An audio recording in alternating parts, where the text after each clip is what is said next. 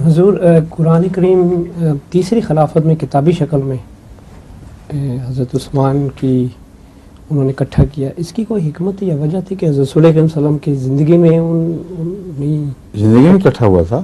کتابی شکل میں لکھت کتاب کس کو کہتے ہیں؟ تحریر۔ اچھا زندگی میں سارا قرآن تحریر ہو گیا تھا، جی سمجھے؟ اس کے بعد چونکہ اس کی قراتیں پڑھنے والوں کی الگ الگ تھیں اور بعض کو کچھ یاد تھا، بعض کو کچھ یاد تھا،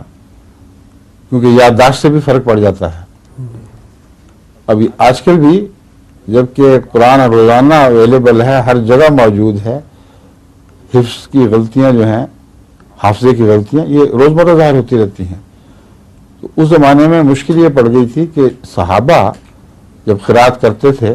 اور فرق نظر آتا تھا تو حضرت عثمان کو خطرہ پیش ہوا کہ وہ کوئی یہ نہیں کہے گا حفظ کی غلطی ہے، وہ سمجھیں گے کہ یہ بھی ایک قرات جائز ہے اور یہ بھی جائز ہے اور یہ بھی جائز ہے،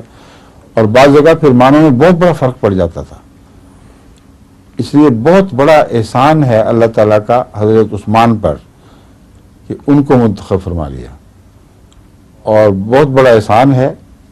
تمام کائنات دنیا پر اور کائنات پر کہ قرآن کریم کی اس وقت حفاظت کی توفیق عطا فرمائی حضرت عثمان کو جب ابھی سارے صحابہ گواہ زندہ تھے، لکھنے والے زندہ تھے،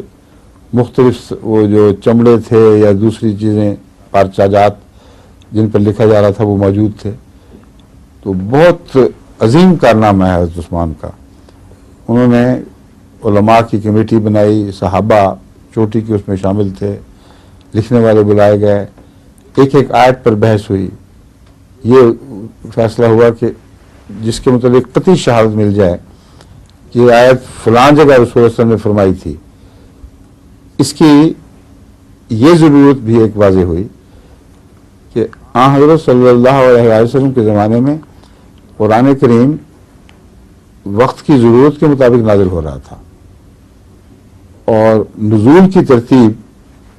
اور تقاضے رکھتی ہے اور دائمی ترتیب اور تقاضے رکھتی ہے، مگر رسول اللہ صلی اللہ علیہ وسلم ساتھ ساتھ بیان فرمایا کرتے تھے جو صورت بعد میں نازل ہوئی ہے اس کو پہلے رکھو، جو پہلے نازل ہوئی ہے اس کو وہاں اور بعد میں رکھو، اور کہاں رکھو۔ فرماتے تھے کہ جبرائیل مجھے آ کے بتاتا ہے کہ اس صورت کو وہاں رکھنا ہے، اس آیت کو وہاں رکھنا ہے۔ تو یہ جو دو الگ الگ چیزیں ہیں، نزول اور دائمی ترتیب، ان دونوں کے متعلق اگر اس وقت فیصلہ نہ ہوتا تو بہت بڑا خلفشار پیدا ہو جاتا۔ اور قرآن کریم نے وعدہ فرمایا تھا، اللہ تعالیٰ نے قرآن کریم میں وعدہ فرمایا ہے، انا نزلنا الذکر وانا لہ لحافظون، کہ ہم نے ذکر اتارا اور ہم ہیں جو لازماً اس کی حفاظت کریں گے۔ تو وہ معجزہ حفاظت کا معجزہ تھا جو آپ نے دیکھا ہے حضرت عثمان کے زمانے میں جو رونما ہوا۔